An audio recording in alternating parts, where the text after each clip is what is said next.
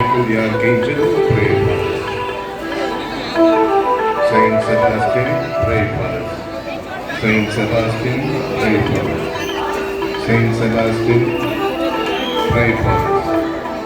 புனித செபஸ்தியானே உங்களுக்காக வேண்டிக்கொள். புனித செபஸ்தியானே உங்களுக்காக வேண்டிக்கொள். புனித செபஸ்தியானே உங்களுக்காக வேண்டிக்கொள். அன்னையின் திருத்து ஆலய முகப்பெருக்கு வருகின்றது.